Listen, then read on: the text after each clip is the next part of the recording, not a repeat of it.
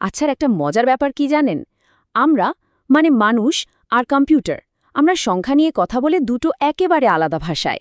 হাতের mobile phone থেকে শুরু করে মহাকাশের রকেট পর্যন্ত সবকিছুই কিন্তু এই বিশেষ ভাষায় চলে। আজকে আমরা ঠিক এটাই করতে যাচ্ছি, এই কোডটাকেই ভাঙব, দেখব কিভাবে খুব সহজে এই দুই ভাষার মধ্যে অনুবাদ করা যায়। এই যে স্ক্রিনে দেখছেন সারি সারি 0 আর 1, এটাই কিন্তু কম্পিউটারের আসল জগৎ। সব ডিজিটাল টেকনোলজির মূলে আছে এই বাইনারি কোড। আর এটা বুঝতে পারা মানে কি জানেন? এটা অনেকটা একটা গোপন কোড শিখে ফেলার মতো, যেটা দিয়ে প্রযুক্তির ভেতরের সব রহস্য খুলে ফেলা সম্ভব। তাহলে কি তৈরি তো? চলুন অনুবাদক হওয়ার এই মিশনটা শুরু করে ফেলি। আমরা একদম ধাপে ধাপে শিখব কিভাবে মানুষের সংখ্যার ভাষাকে কম্পিউটারের ভাষায় আর কম্পিউটারের ভাষাকে আমাদের ভাষায় রূপান্তর করতে হয়। তো আমাদের এই জগতে মূলত 4টে ভাষার সাথে পরিচয় হবে। প্রথমটা হলো ডেসিমেল, মানে আমাদের নিজেদের ভাষা।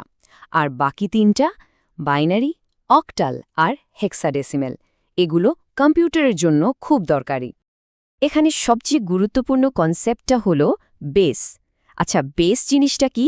বেস মানে হলো একটা সংখ্যা পদ্ধতিতে মোট কয়টা আলাদা আলাদা ডিজিট ব্যবহার করা যায়।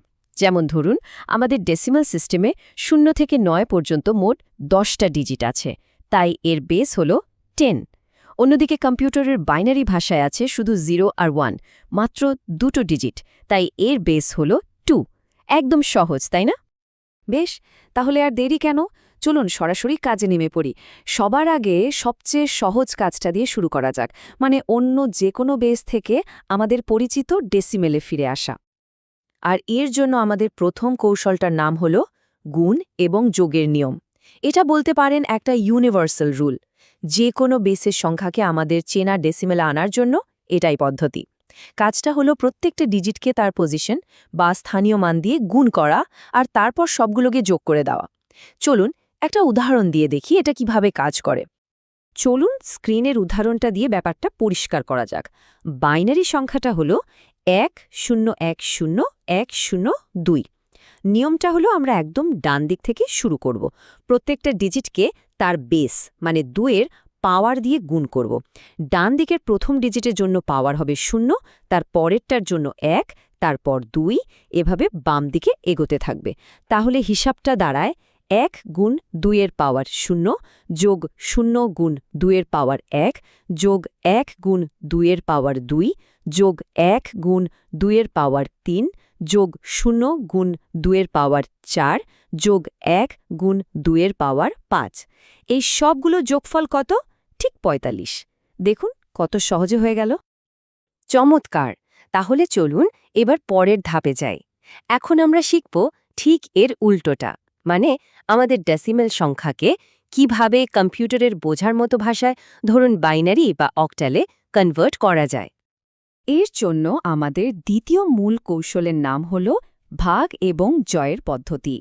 নামটা বেশ ইন্টারেস্টিং, তাই না? এই পদ্ধতিটা কম্পিউটারকে নির্দেশ দেওয়ার জন্য একদম অপরিহার্য, কারণ আমরা তো ভাবি ডেসিমেলে, কিন্তু কম্পিউটারকে তো তার নিজের ভাষায় বুঝিয়ে বলতে হবে। এবার স্ক্রিনে ভালো করে মনোযোগ দিন। ধরুন ডেসিমাল সংখ্যা 25কে বাইনারিতে নিতে চাই। তাহলে আমাদের টার্গেট বেস 2 দিয়ে এটাকে বারবার ভাগ করতে হবে, আর প্রতিবার ভাগশেষটা পাশে লিখে রাখতে হবে। দেখুন 25কে 2 দিয়ে ভাগ করলে ভাগফল হয় 12 আর ভাগশেষ থাকে 1। এরপর 12কে ভাগ করলে ভাগফল 6, ভাগশেষ 0। এভাবে ভাগ করতেই থাকব যতক্ষণ না ভাগফল 0 হয়ে যায়। এখন আসছে সবচেয়ে জরুরি পার্ট। উত্তরটা লেখার জন্য এই যে ভাগশেষগুলো পেলাম, এগুলোকে নিচ থেকে উপরের দিকে সাজিয়ে লিখতে হবে।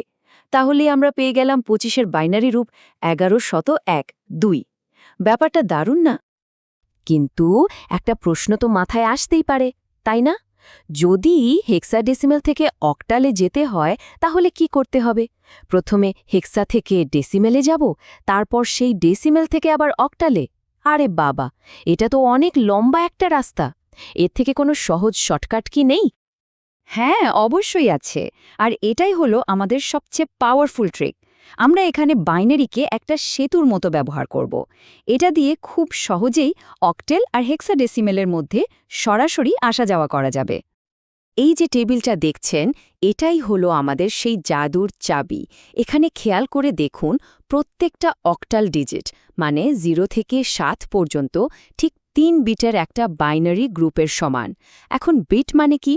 বিট হলো বাইনারি ডিজিটের ছোট রূপ, মানে একটা 0 বা 1।